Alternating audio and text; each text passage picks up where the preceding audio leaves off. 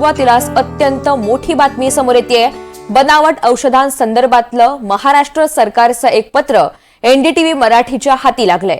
यामध्ये ज्या कंपन्या बनावट औषधांचा पुरवठा करत होत्या त्या 5 कंपन्यांची नावंही समोर आली आहेत। या कंपन्यांमार्फत अक्षरशः लाखो गोळ्या महाराष्ट्रामधल्या शासकीय रुग्णालयांना पाठवण्यात आल्यात। गोरगरिबांना सुद्धा वाटप करण्यात आलेले आहेत। यामध्ये औषधांचा अंशही नाहीये आणि त्याचमुळे या गोळ्या खाऊन महाराष्ट्रामध्ये किती रुग्ण दगावले असा नवा प्रश्न आता उपस्थित झालेला आहे।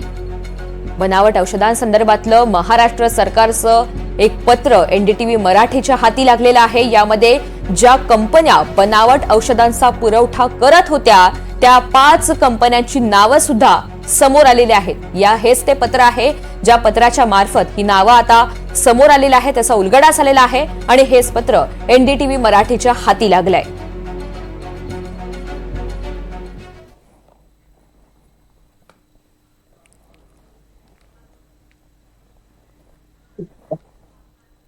त्यामुळे आता ही नावं समोर आल्याच्या नंतर प्रशासन आणि सरकार नेमकं काय कारवाई करणार, काय पावलं उचलणार हे सुद्धा पाहायचंय।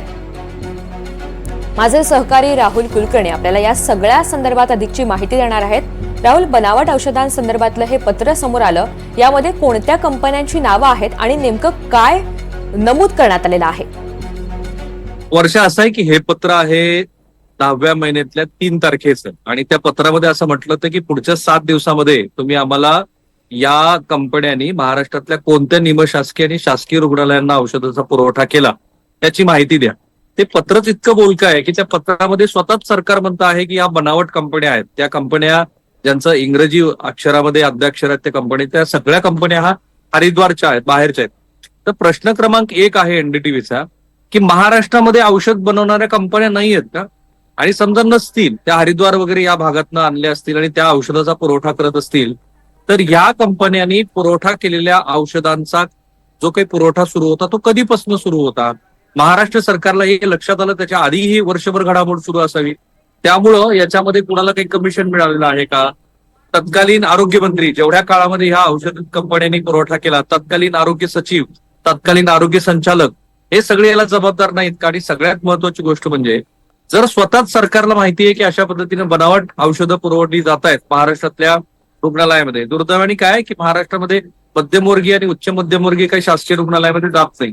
त्यामुळे या गोळ्या खाऊन की ज्याच्यामध्ये अझिथ्रोमायसिन सारखी गोळी आहे, ज्याच्यामध्ये अँटीबायोटिक गोळ्या आहेत आणि मधला कोरोनाचा काळ होता, त्यानंतर सुद्धा कोरोनाने अधूनमधून डोकं काढलेलं आहे।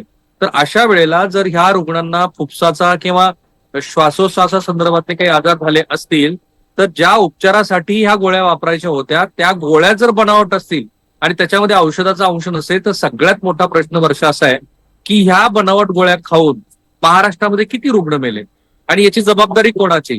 त्यामुळे हे सगळं प्रकरण आता अशा पद्धतीने वाढत चाललेलं आहे आणि ह्या सगळ्या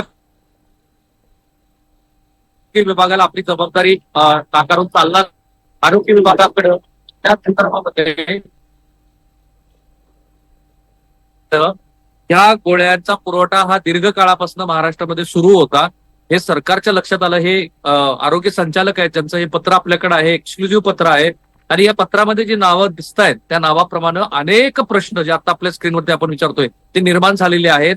वर्धा, नागपूर, कोल्हापूर, ठाणे, पुणे अशा सगळ्या रुग्णालयांना या औषध कंपन्यांनी औषधं पुरवली ज्याच्यामध्ये औषधाचा अंश 0 होता।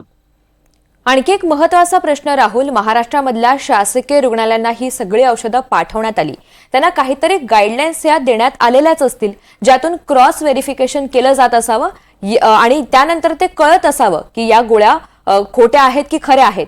मग आता शासकीय रुग्णालयांवर काय कारवाई केली जाणार आणि त्यामध्ये प्रामुख्याने कोणती नावं समोर आली आहेत का? नाही, आता जी 5 नावं दिसत आहेत ती मुख्यत्वे एक मिहान नावाचा आरोपी आहे तो उत्तराखंडचा आहे। इथे विजय चौधरी नावाचा ठाण्यातला एक आहे जो मुख्य सप्लायर आहे, तो उत्तराखंड मधल्या हरिद्वार मधल्या कंपन्यांकडून औषधं घ्यायचा आणि तो महाराष्ट्रातल्या आरोग्य यंत्रणेला तो द्यायचा।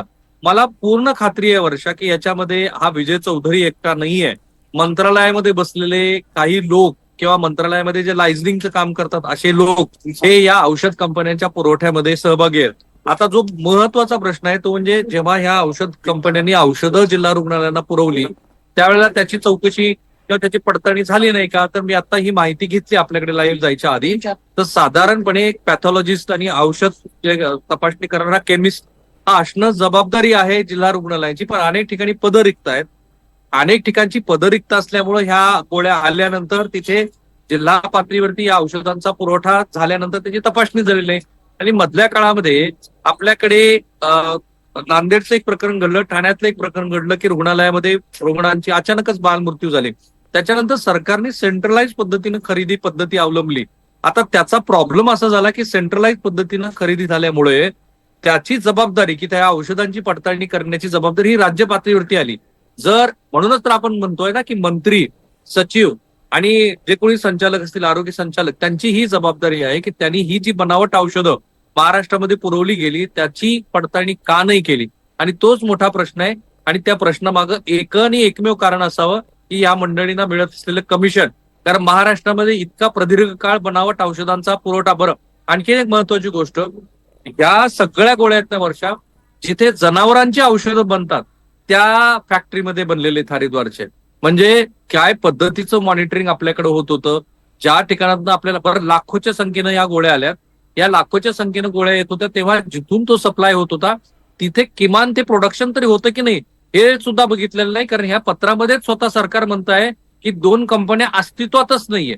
त्यामुळे हे कमिशन मिळाल्याशिवाय झालं नाही असं मानायचं काही कारण नाहीये. वर्षा, राहुल, आणखी एक प्रश्न. हे प्रकरण इतकं गंभीर आहे, या संपूर्ण प्रकरणामध्ये तातडीनं आता कारवाई होणं अपेक्षित आहे, गरजेचं आहे. असं असताना मुख्यमंत्री महोदय किंवा उपमुख्यमंत्री यांच्याकडून आता ऑफिशियल स्वरूपामध्ये काही प्रतिक्रिया समोर आली आहे का, किंवा कारवाई करण्याचं काय आश्वासन देण्यात आलंय का? महाराष्ट्र सरकारच्या वतीनं आता फक्त अंबेजोगाईचं प्रकरण बाहेर आल्यानंतर या औषधांचा पुरवठा थांबवलाय. वर्षा, त्याच्यानंतर आता एक आम्ही चौकशी करू असं नेहमीच्या पद्धतीनं सांगितलं जाईल. मला खात्री आहे की नागपूरचं हिवाळी अधिवेशन हे तोंडावरती आहे. ऍटलिस्ट विरोधी पक्षनेते आणि महाराष्ट्रामधले जे जबाबदार सरकारी मंत्री आहेत, मुख्यमंत्री आहेत, ते ह्या प्रकरणाबद्दल स्वतःहून काहीतरी निवेदन करतील. कारण सगळ्यात महत्वाचा आणि मोठा प्रश्न हाच आहे की या बनावट गोळ्या खाऊन महाराष्ट्रातल्या किती जणांचे जीव गेले. आणि जर ते जीव गेले असतील तर त्याच्यावरती फौजदारी स्वरूपाची काही कारवाई होणार आहे का? नेहमीप्रमाणे या 4-5 जण जे सप्लायर्स होते त्यांच्यावरती कारवाई थांबेल? अद्याप तरी वरिष्ठ पातळीवरती महाराष्ट्र सरकारकडनं कोणीही या संदर्भामध्ये खुलासा केलेला नाही, किंवा आरोग्यमंत्री याच्याबद्दल बोललेले नाहीत, किंवा आरोग्य संचालक सचिव बोललेले नाहीत. जेवढ्या काही माध्यमामध्ये वार्तांकन सुरू आहे ते अंबाजोगाई सेंट्रिक सुरू आहे. अंबाजोगाईचं हे जे रुरल रुग्णालय आहे 1972 साली स्थापन झालंय, ते आशिया खंडातलं रिसर्च सेंटर म्हणून आलं होतं. मराठवाड्यातल्या बीड सारख्या मागास भागामध्ये जाणीवपूर्वक केलं गेलं. नेमकं त्याच अंबाजोगाईमधनं हे सगळं प्रकरण बाहेर आलं. आणि अझिथ्रोमायसिन सारखी महत्वाची गोळी जी आपण सर्दी, पडसा आणि कोविड काळामध्ये वापरतो, त्याच्यात 1 लाख गोळ्या तिथे बनावट सापडल्यात. आणि हे पुन्हा सांगितलं असं जात आहे, या क्षेत्रातले तज्ज्ञ सांगतायत की हा प्रकार म्हणजे केवळ किरकोळ गोष्ट बाहेर आलेली आहे. हे स्वतःच पत्र जे आपण आता स्क्रीनवरती दाखवतो ते सरकारच स्वतः म्हणतं की 3 कंपन्या ह्या बनावट औषधं देत होत्या आणि 2 कंपन्यांचं तर अस्तित्व नाही. तर या 5 कंपन्यांनी मिळून आणि तत्सम आणखी किती कंपन्यांनी मिळून महाराष्ट्रातल्या निमसरकारी आणि सरकारी रुग्णालयांना औषधाचा पुरवठा केलाय, हा खरा महत्वाचा प्रश्न आहे. आणि अधिकृतपणे अजून तरी सरकारचं निवेदन आलेलं नाहीये.